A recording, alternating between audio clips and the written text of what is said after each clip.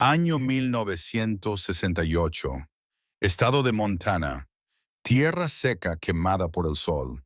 En el rancho de la familia Ansick se realizan obras de construcción. La garra amarilla de una excavadora, una máquina creada para mover el presente, se clava en la tierra para preparar el terreno. Rutina. Tierra. Grava tierra. El conductor de la máquina, Bill Roy, no espera nada más que la resistencia de la roca. Y de repente un chirrido. Pero no es el chirrido habitual, no es el golpe sordo contra el granito, es algo diferente. Algo que cruje, algo que se rompe, algo que no debería estar allí. Detiene la máquina baja, mira el fresco montón de tierra removida. Y lo que ve no tiene sentido. No es basura, no es de nuestra época. Son huesos pequeños, frágiles, casi deshechos, perturbados por primera vez en milenios, y a su alrededor un tesoro, pero no oro ni joyas piedra, cientos de herramientas de piedra trabajadas que parecen peligrosas. No son primitivas, son perfectas, son mortales afiladas como navajas con surcos característicos que los arqueólogos llamarán fluting, increíblemente hermosas hechas de calcedonia semitransparente y puntas de lanza, lo que nosotros llamaríamos punta. Pero no son puntas de flecha. Son demasiado grandes, demasiado pesadas. Fueron creadas para cazar gigantes mamuts mastodontes. Y todo esto, los frágiles huesos y el arsenal de la edad de piedra, está esparcido densamente, increíblemente denso, con un polvo rojo brillante. Ocre rojo la sangre de la tierra. Esto no es un basurero, no es casualidad, es un ritual. Es un acto intencional, es un entierro. Antes de pasar a la parte principal, quisiéramos pedirles un pequeño apoyo. Un like y una suscripción serán la mejor forma de agradecernos. Gracias. Bill Roy y el dueño de la tierra Melvin Ansick no lo saben aún, pero acaban de descubrir la tumba más importante, más enigmática y más trágica de Norteamérica. Están mirando los restos de un niño, un varón de entre 1 y 2 años. Murió al final del último periodo glacial. Pasarán algunos años y el análisis de radiocarbono emitirá un veredicto que sacudirá al mundo científico, a estos huesos, a estas herramientas, a este niño. 12.600 años. Más tarde se precisará la datación 12.900 años. Esto no es solo antigüedad, es otra era, es otro planeta. Un mundo que no podemos imaginar. Un mundo donde gigantescos glaciares de 1 milla de altura aún cubren gran parte de Canadá. Un mundo donde por las llanuras vagan mamuts, tigres, dientes de sable perezosos gigantes y osos de cara corta. Es el amanecer de la humanidad en un nuevo continente. Y esta es la firma tecnológica, las herramientas encontradas con el niño son inconfundibles. Cualquier arqueólogo del continente las reconocería al instante. Esta es la cultura Clovis. Los primeros, los más famosos, los más enigmáticos primeros americanos. Hemos encontrado sus herramientas por todo el continente, desde Nueva Escocia hasta México. Miles dispersas, perdidas en la casa, rotas. Pero nunca habíamos encontrado a ellos mismos, y ahora encontramos a un niño enterrado con los mayores tesoros de su pueblo. Más de 100 herramientas perfectas. Esto no es solo un regalo, es una quiebra. Es como si enterráramos a alguien con todo el arsenal de un país. A partir de ese momento de 1968, comienza la investigación. ¿Quién era este niño? ¿Quiénes eran sus personas? ¿De dónde vinieron? Y la pregunta principal que dividirá a la ciencia estadounidense durante décadas: ¿a dónde desaparecieron? ¿Por qué esta tecnología Clovis aparece de repente en el registro arqueológico como una explosión y también desaparece de repente? ¿Y por qué sus descendientes no están aquí o aquí? Durante 40 años estos restos serán el centro de una tormenta científica, política y racial. Se convertirán en un campo de batalla. Y luego en el siglo XXI obtendremos una tecnología que los creadores de Clovis ni siquiera podían soñar. La llave capaz de descifrar el código encerrado en estos frágiles huesos. la llave del ADN. Deciden analizar el genoma de este niño. Pensaban que obtendrían una respuesta. No sabían que obtendrían todo. Los resultados de esta prueba no solo complementaron el panorama, lo quemaron y nos obligaron a dibujar uno nuevo. Esta es la historia de cómo el ADN de un niño que murió hace 12.900 años volteó todo lo que sabíamos sobre nuestro pasado. Para entender el shock que causó este descubrimiento, debemos entender en qué estado se encontraba la ciencia. Y estaba en estado de guerra, una verdadera guerra civil académica cruel. Una guerra por quién fue el primero, una guerra por quiénes fueron los primeros americanos. Durante más de medio siglo, una teoría dominó la arqueología. Era elegante, era simple, era poderosa y como resultó incompleta. Se llamaba Clovis I. La teoría decía que hace unos 13.500 años, cuando los gigantescos escudos de hielo que cubrían Canadá, el Laurentino al este y el Cordillerano al oeste, comenzaron a derretirse, entre ellos se abrió un estrecho corredor libre de hielo, un camino de 1.500 kilómetros estrecho, el lado azotado por todos los vientos, un infierno. Y por ese corredor desde Siberia, a través del puente terrestre congelado de Beringia llegaron los humanos. Eran cazadores, eran rápidos, eran eficientes y tenían un superarma, esa misma punta Clovis.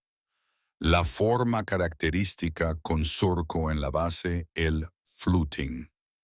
Ese surco permitía fijar perfectamente la lanza al asta. Era la aplicación asesina de la edad de piedra. Con esta arma, según la teoría, en solo unos cientos de años, en 15 a 20 generaciones, se extendieron por 2 continentes. Era un modelo de Blitzkrieg. Como afirmaba el famoso arqueólogo Paul Martin, exterminaban todo a su paso. Eran la causa de la extinción de la megafauna mamuts mastodontes. Era una hermosa historia cinematográfica de supercazadores y era de hierro. Los arqueólogos lo llamaban el telón Clovis. Todo lo que se encontraba más profundo que la capa Clovis se declaraba error, contaminación, herejía. El telón Clovis era dogma, pero había problemas. Primero empezaron a aparecer herejes, arqueólogos como Tom DeLahey. En los años 70 comenzó excavaciones en Chile, en Sudamérica. El sitio se llamaba Monteverde, y lo que encontró era imposible. No solo herramientas de piedra, encontró restos de un asentamiento, vigas de madera preservadas en un pantano de turba, huellas de fogatas, herramientas de madera, incluso, según se afirma, huellas de pies infantiles impresas en la arcilla junto al hogar. Y lo más increíble, restos de comida, carne de mastodonte, papa silvestre, algas marinas. Y el análisis de radiocarbono dio una fecha de 14.500 años. Era 1.000 o incluso 1.500 años más antiguo que Clovis, y estaba en Chile, al otro extremo del mundo. Eso significaba que la gente tuvo que cruzar Beringia, atravesar toda Norteamérica, toda Centroamérica y llegar al extremo sur de Chile antes de que Clovis siquiera apareciera. Explotaba la mente. Destruía todo el modelo. El mundo científico estalló. A DeLahey lo ridiculizaron durante años, décadas. Lo llamaron fraude. Sus datos, falsificaciones. Toda una comisión de pesos pesados de la arqueología llegó al sitio en 1997 para juzgarlo literalmente. Y solo entonces, bajo el peso de evidencias irrefutables, admitieron a regañadientes: sí, parece que tienes razón. El telón Clovis se agrietó.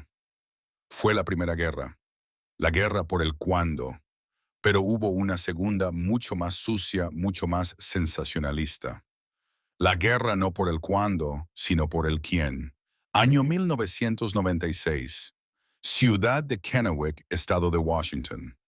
2 estudiantes caminando por la orilla del río Columbia encuentran un cráneo.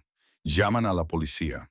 La policía llama a un antropólogo. Se llama James Chatters. Chatters mira el cráneo. Es antiguo. Tiene incrustada una punta de piedra, pero no Clovis, sino de un tipo posterior.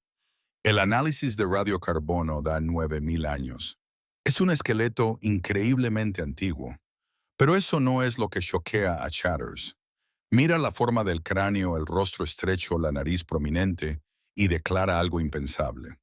Dice que sus rasgos no se parecen a los de los nativos americanos modernos. Usa una palabra peligrosa, tóxica, explosiva, caucasoide europeo. Y esa palabra se convierte en la chispa arrojada a un barril de pólvora. Da inicio a la teoría más salvaje, más sensacionalista y más políticamente cargada de la arqueología estadounidense, la hipótesis solutrense. Sus principales defensores eran dos arqueólogos respetados del Instituto Smithsonian, Dennis Stanford y Bruce Bradley. La teoría decía, ¿y si los primeros americanos no vinieron de Asia? ¿Y si vinieron del este de Europa? ¿Y si hace 20,000 años en el pico de la era glacial? La gente de la cultura solutrense de Francia y España, que creaba puntas de laurel, increíblemente bellas cazadores de renos, aprendió a cazar focas. Y si siguiendo a su presa navegaron en barcos de cuero por el borde del hielo Atlántico, que entonces llegaba hasta las costas de Portugal, cruzaron el Atlántico y trajeron consigo sus métodos de tallado de piedra, que más tarde en América se convirtieron en Clovis, porque las puntas Clovis y las puntas solutrenses se parecen, ambas hechas con retoque por presión. Era la teoría de los vikingos de la Edad de Piedra. Para la mayoría del mundo científico, era ciencia ficción, absoluta tontería, pero era increíblemente seductora. Explicaba por qué Clovis se parecía a Solutrense, aunque los separaban 5.000 años. Explicaba por qué el hombre de Kennewick parecía europeo, y tenía consecuencias políticas horribles y repugnantes. Porque si los primeros americanos eran europeos, entonces los nativos americanos modernos no fueron los primeros, y sus reclamos sobre la tierra, la soberanía, la repatriación de restos como los del hombre de Kennewick, se volvían cuestionables. Esta teoría se convirtió en un arma en manos de racistas y defensores de la supremacía blanca. Comenzó un feo litigio judicial.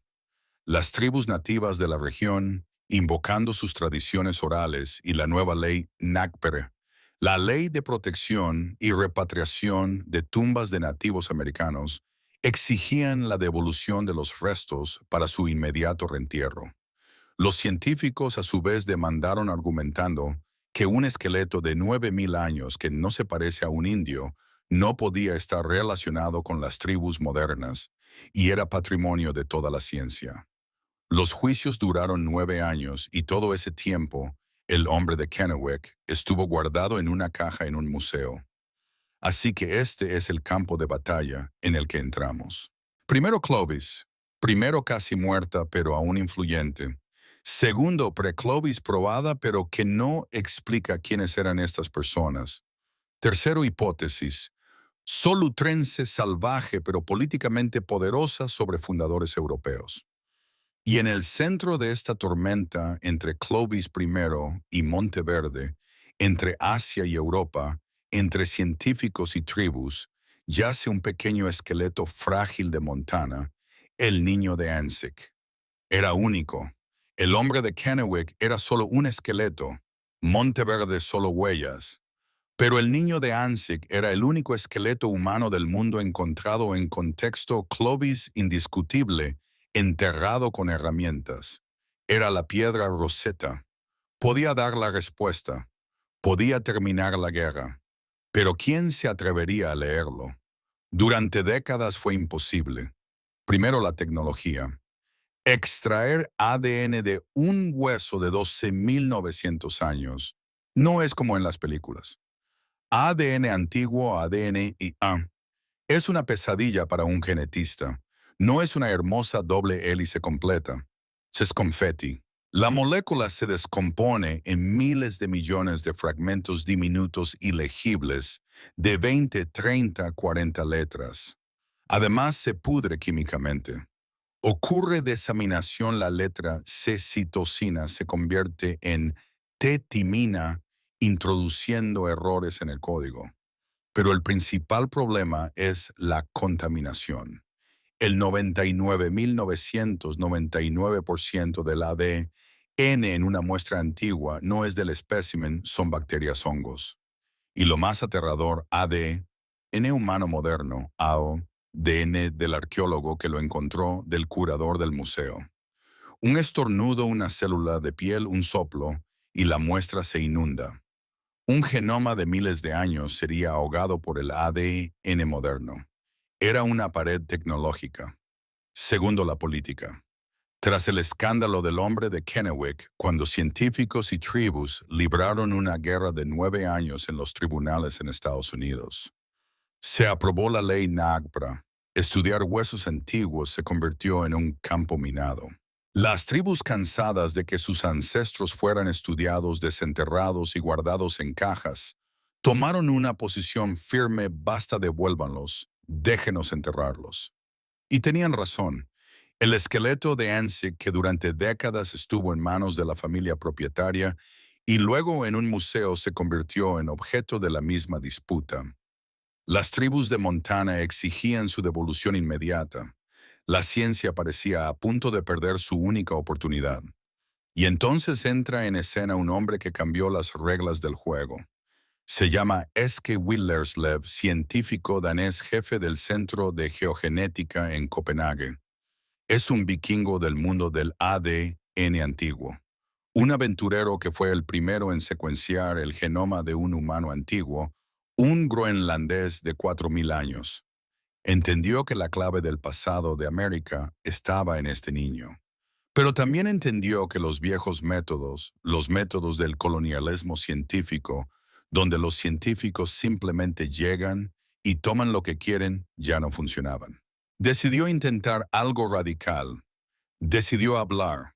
Voló a Montana. Se reunió con los ancianos de las tribus Crow, Blackfeet, Gros Ventre y una docena más. Y no pidió. Propuso una asociación. Se sentó en círculo. En la habitación estaba Shane Doyle, miembro de la tribu Crow y doctor que trabajaba en la Universidad de Montana. Se convirtió en el puente entre dos mundos. Willerslev dijo: no sabemos quién es este niño. Ustedes creen que es su ancestro. Quiero verificarlo. Denme un pequeño fragmento de hueso. Prometo tratarlo con el mayor respeto. Extraeremos el ADN. Obtendremos respuestas. Y sea lo que sea que encontremos, se los diremos primero a ustedes, luego se lo devolveremos completo y lo enterrarán como consideren apropiado. Fue un paso sin precedentes. Por primera vez un científico no exigió, sino que pidió bendición. Las tribus, tras largas y dolorosas discusiones, aceptaron. Vieron en él no a un saqueador de tumbas, sino a un hombre en busca de la verdad. Dieron permiso. Los científicos tuvieron su oportunidad. Solo una. Y aquí comienza el verdadero techno-thriller. Un fragmento de hueso del tamaño de un sello postal vuela a Copenhague. Llega a una de las habitaciones más limpias del planeta. No es solo un laboratorio, es un búnker. Zona limpia con presión positiva de aire para que ni una mota de polvo de nuestro mundo entre en la muestra. El aire se filtra con filtros EPA. Las paredes y superficies se tratan cada hora con ultravioleta y blanqueador para matar cualquier ADN. Las personas que entran parecen astronautas. Pasan por esclusas de aire. Se ponen trajes protectores completos monos que cubren todo: 2 capas de guantes, máscaras, respiradores, porque la principal amenaza son ellos mismos. Dentro de esta fortaleza estéril, en una cabina de flujo laminar, un científico toma un taladro dental. Perfora una diminuta muestra de polvo óseo, literalmente gramos. Ese polvo se disuelve en reactivos químicos. Un cóctel de enzimas y sustancias que, como agua jabonosa, lava todo excepto el ADN. Pero lo que obtienen no son hermosas hélices dobles de libro de texto. Es caos. Es una sopa de miles de millones de fragmentos de ADN bacteriano, fúngico y en algún lugar ahí como aguja en pajar el ADN del propio niño. Esa papilla genética se carga en un secuenciador, una máquina del tamaño de un armario que cuesta millones de dólares. Y la máquina comienza a leer. Usa el método de secuenciación shotgun. Lee cada uno de esos miles de millones de fragmentos ATCG una y otra vez, miles de millones de veces, día tras día, semana tras semana. La máquina arroja aquí gigabytes, terabytes de datos crudos. Esto aún no es la respuesta. Es solo ruido. Es una tormenta digital. Y entonces comienza la verdadera magia. Magia no biológica, sino informática. Entran en acción supercomputadoras. Algoritmos comienzan a tamizar esa tormenta. Toman esos miles de millones de fragmentos y como en el rompecabezas más complejo del mundo, intentan armarlos en una imagen única. Usan el genoma humano moderno como marco, como tapa de la caja del puzzle. Este fragmento se parece a un pedazo de la cromosoma 11 este de las 7. Descartan ADN bacteriano. Filtran el ADN del europeo del laboratorio. Reparan daños químicos devolviendo T a C. Y lentamente, dolorosamente, píxel a píxel del caos, comienza a emerger un rostro. Arman el genoma completo. El código fuente del niño de ANSIC. Y todo el equipo, todas las tribus de Montana y todo el mundo científico contienen la respiración. Las computadoras terminan. En la pantalla aparece el resultado. Lo primero que verifica en contaminación. Hay ADN moderno europeo del científico que lo encontró, del laboratorista, resultado limpio. La muestra es perfecta. Lo que leen es realmente el genoma del niño que vivió hace 12.900 años. Comienzan con lo simple. ADN mitocondrial, el que se transmite solo por línea materna de madre a hijo, como un apellido que solo llevan las mujeres. Resultado haplogrupo D4H3. Es un marcador muy específico. Un marcador que solo se encuentra en nativos americanos desde Alaska hasta Chile.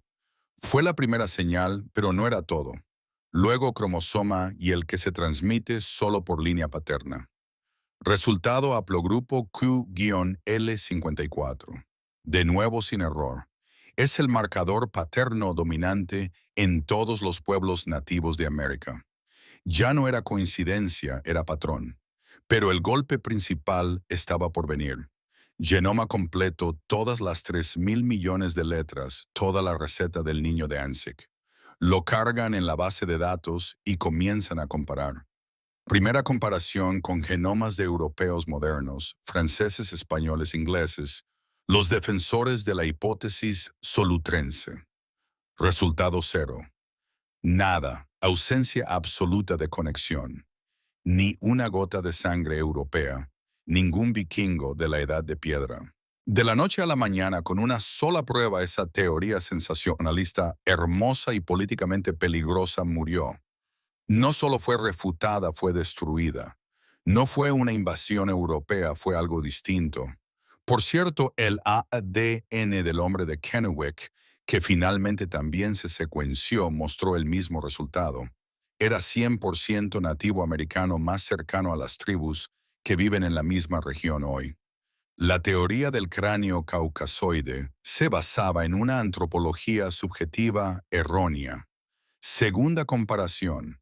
Si no Europa, entonces Asia. Era obvio. Pero Willerslev fue más allá. Comparó el genoma del niño de ANSIC con el de otro niño antiguo, el niño del sitio Malta Burret en Siberia, cerca del lago Baikal, de 24.000 años. Y bingo. Ahí está. Conexión. Línea genética directa irrefutable. El niño de Malta era, por así decirlo, el tío del niño de ANSIC. ¿Qué significa esto? El genoma del niño de Malta secuenciado por el mismo equipo de Willerslev ya había sido un shock por sí solo. Mostró que ese cazador siberiano de la edad de piedra Era un tercio descendiente de europeos occidentales antiguos y 2 tercios de asiáticos antiguos. Era un puente, era parte de una población perdida que los científicos ahora llaman antiguos eurasianos del norte, Ancient North Eurasians o ANE. Y el niño de Ansig era descendiente directo de esa población perdida. Eso significaba que los ancestros de los nativos americanos no eran solo asiáticos. Era un cóctel complejo de antiguos eurasianos del norte y asiáticos orientales que se mezclaron en Siberia hace 25.000 años. La teoría de Beringia era correcta, pero todo esto era solo preludio. Lo principal era la tercera comparación. Tomaron el genoma del niño de Ansik y lo compararon con los genomas de 52 pueblos nativos americanos modernos, desde Canadá hasta Chile. Y aquí todos en la habitación se callaron. Los resultados fueron impactantes no porque fueran extraños, sino porque eran demasiado cercanos. El niño de Ansik no era solo pariente de los nativos americanos modernos. No era primo, era su ancestro directo. La investigación mostró que el genoma de este niño es 100% ancestral para todos los pueblos de Centro y Sudamérica, desde los aztecas hasta los mayas y las tribus del Amazonas. ¿Qué significa esto? Significa que el pueblo Clovis no desapareció. No fueron una raza misteriosa perdedora desplazada por alguien. Ellos son las mismas personas que llegaron primero, inventaron la tecnología Clovis y luego continuaron hacia el sur, poblando 2 continentes y Norteamérica. Aquí era aún más interesante. El niño de Ansik era ancestro directo también de la mayoría de las tribus de Norteamérica, incluidas las de Montana, que dieron permiso para la prueba. La ciencia confirmó lo que decían sus tradiciones orales. Siempre hemos estado aquí. Este niño es nuestro.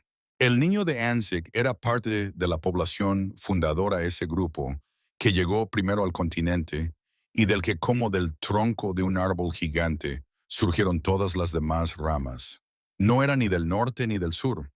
Era americano fundador. Fue un knockout. Fue un terremoto que cambió el paisaje de la ciencia. Primero la guerra por el hombre de Kennewick y la hipótesis solutrense terminó. El argumento de que los primeros americanos no se parecían a los modernos se basaba en mediciones subjetivas de cráneos. Ahora teníamos genética, y la genética dijo, son ellos mismos.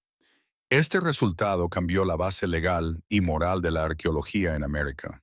El tribunal, por cierto, finalmente ordenó devolver al hombre de Kennewick a las tribus y en 2017 fue enterrado. Segundo el telón, Clovis cayó, pero no como pensábamos. Ahora sabemos que hubo gente aquí antes de Clovis, como en Monteverde, hace 14.500 años. Pero también sabemos que la gente Clovis, hace 12.900 años, no eran otras personas. Eran las mismas descendientes de la misma migración siberiana que ya en América inventaron esta nueva tecnología increíblemente efectiva. Clovis no es un pueblo, es una actualización. Fue una revolución cultural no genética. Tercero, la historia del poblamiento de América se volvió una sola. El ADN del niño de Ansik y del niño de Malta nos permitió poner el reloj. La nueva historia de América ahora es así. Hace unos 25.000 años en Siberia se mezclaron 2 grupos antiguos eurasianos del norte y asiáticos orientales. Así nació la población fundadora. Luego cruzaron a Beringia, el puente terrestre que no era un desierto helado, sino una estepa tundra, un mundo perdido. Y allí quedaron atrapados. Glaciares al este en América y al oeste en Siberia los aislaron del resto del mundo. Esto es el estancamiento beringiano-beringien standstill. Pasaron allí miles de años, quizás 5 a 8, incluso 10.000 años.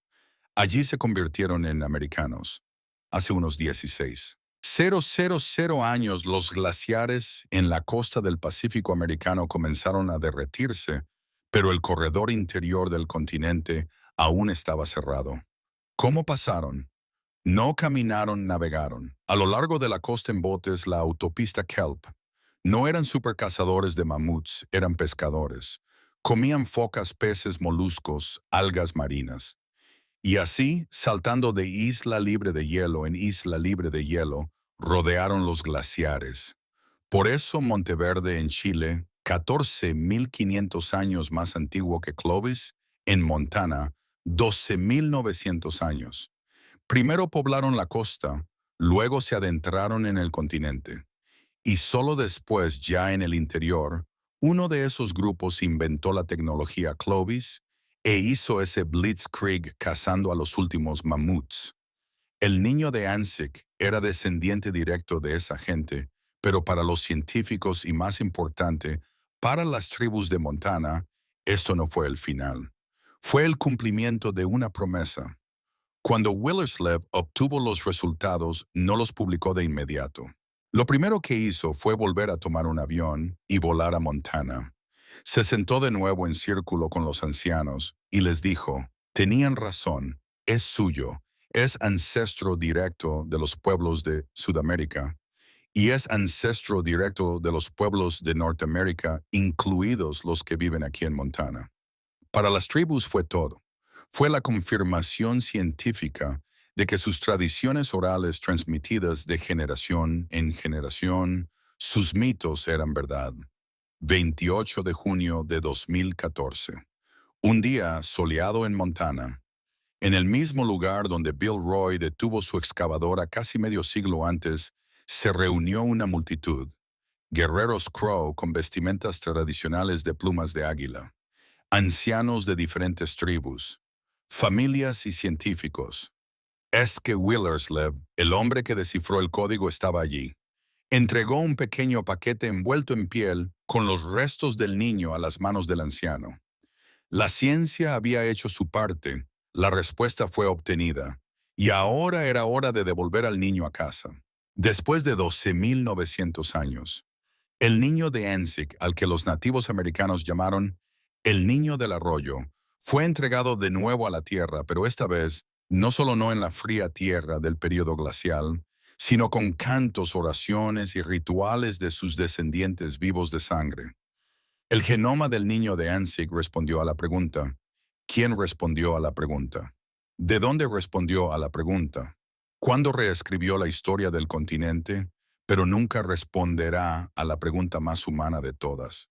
¿Por qué? ¿Por qué estas personas viviendo al borde de la supervivencia en un mundo helado y cruel tomaron más de 100 de sus herramientas más valiosas, más perfectas, resultado de cientos miles de horas de trabajo, su único medio para cazar mamuts, su clave para la supervivencia y las enterraron con un pequeño niño de 2 años? Fue dolor, fue miedo, fue un regalo al más allá. El ADN puede contarnos sobre genes, pero calla sobre el amor y el duelo. Desciframos su código, pero nunca entenderemos su mundo. Y en algún lugar allí bajo la tierra de América yacen otras tumbas, otros misterios esperando su momento.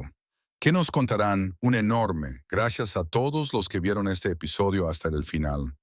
Su apoyo, like y suscripción son muy importantes para nosotros. Y no olviden activar la campanita para estar siempre al tanto de las últimas noticias y no perderse nuestros nuevos videos.